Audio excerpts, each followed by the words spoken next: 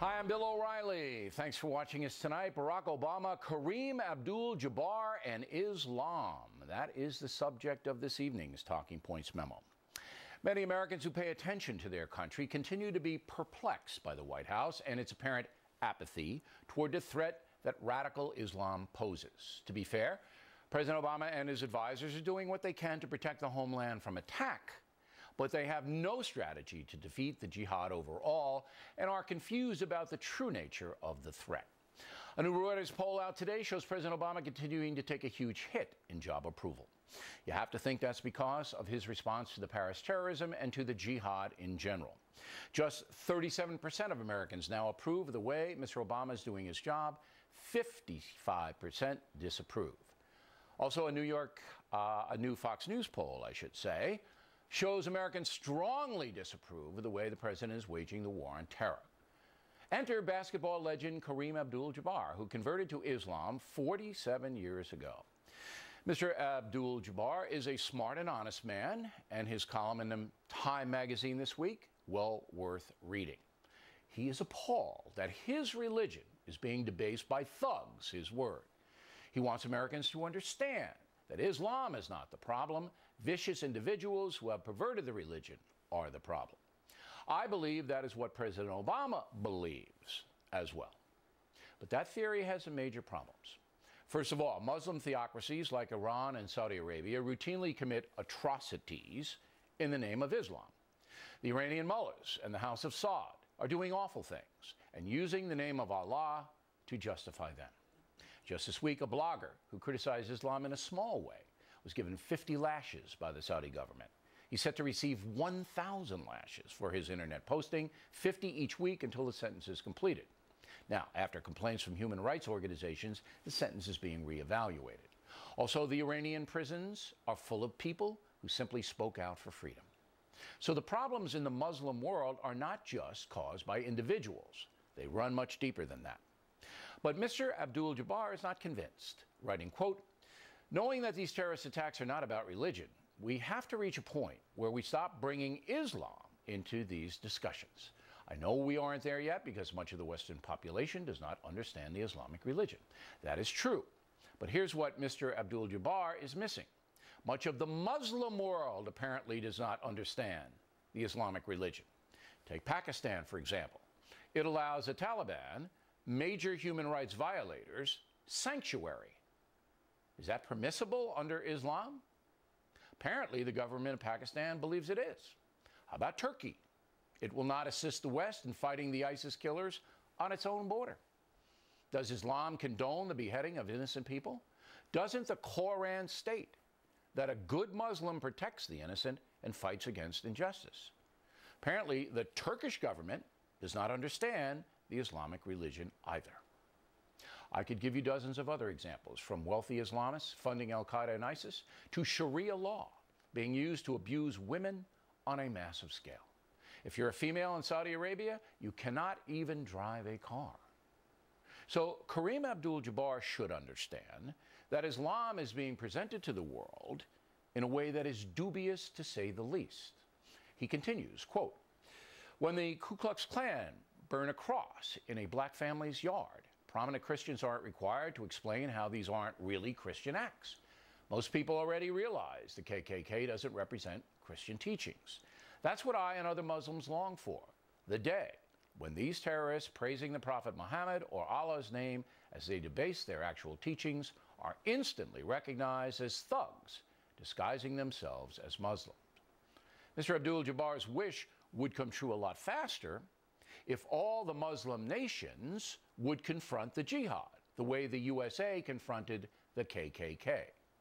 The FBI, largely comprised of Christians, wiped the Klan out, destroying its leadership by vigorously prosecuting the crimes they were committing. What Muslim nation on this earth is doing that to the jihadists? The answer is none, with the possible exception of Jordan. President Obama and his acolytes on the left believe it is not right to hold the Muslim world in general accountable for the terrorism that is putting the entire planet in danger. That view is echoed by the MSNBC network, which has emerged, along with the New York Times, as the principal downplayer of the jihad.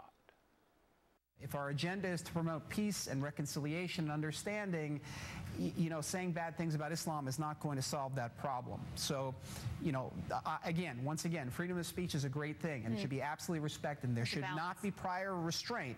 But let's also remember, we have to respect people if we want that respect back. A lot of people think that what is being called Islamic terrorism perhaps shouldn't be called Islamic terrorism because it's actually a bastardization of Islam, which is a global, peaceful religion. Now, thankfully, the American people are rejecting that nonsense because they understand that there is a strain of Islam that does preach violence, and that strain is not being challenged in any meaningful way by good Muslims. There is some anti-jihadist talk, but little overt action. President Obama has a responsibility to we the people to engage himself in the destruction of the jihad.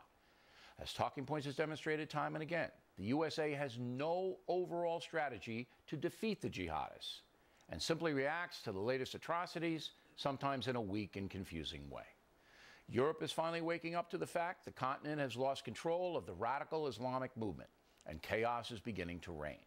We in America don't have that problem, as American Muslims like Kareem Abdul Jabbar are generally good people and good citizens. Yes, there are some crazies, but not many.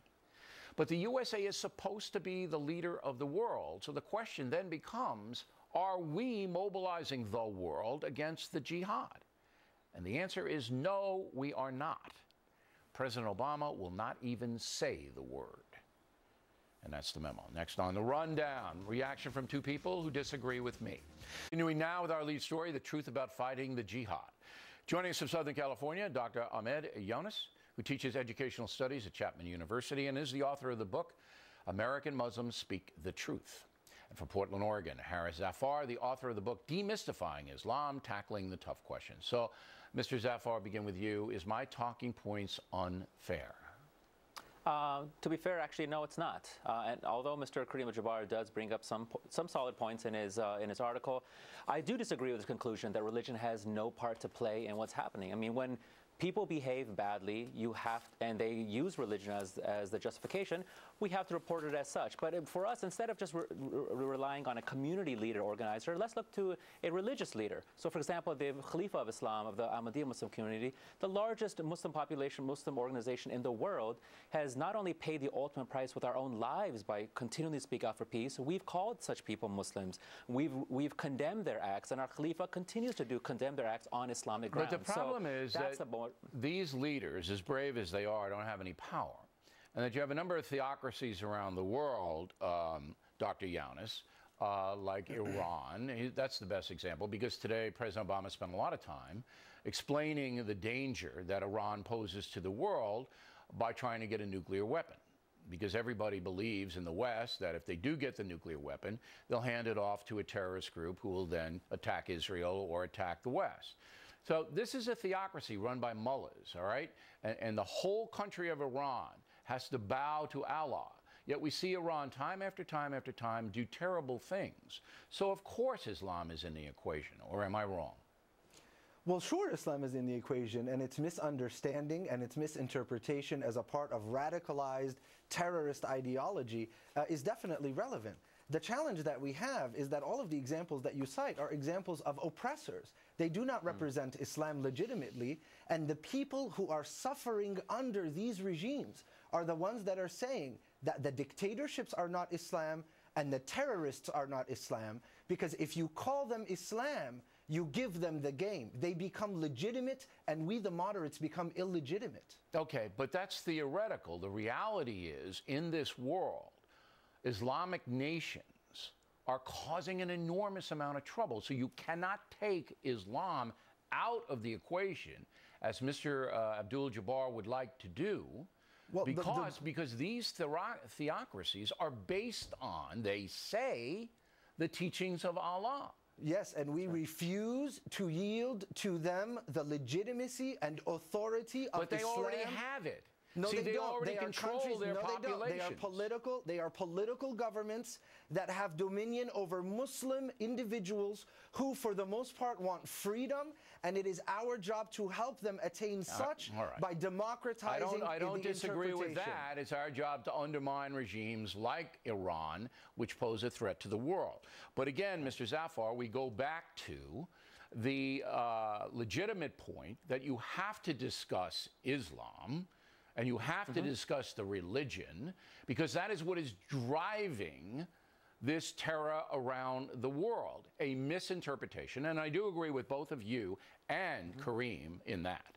I don't believe that the Prophet Muhammad wanted a world war to impose Islam on everybody. I don't believe that, all right?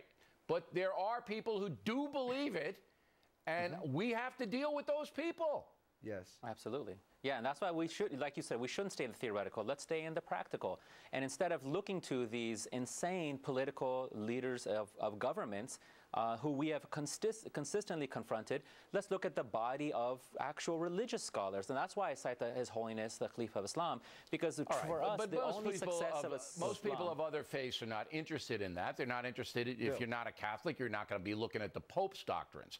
Right. Now, Barack Obama is buying into, unfortunately, the theory that, hey, we cannot hold the Muslim world accountable for this terrorism. And I think that is dangerous, Doctor, because if the United States doesn't mobilize the Muslim nations against the jihad, we are never going to defeat it. Look, it's an ideological war. In that ideological war, each side is attempting to say that its position is Islam.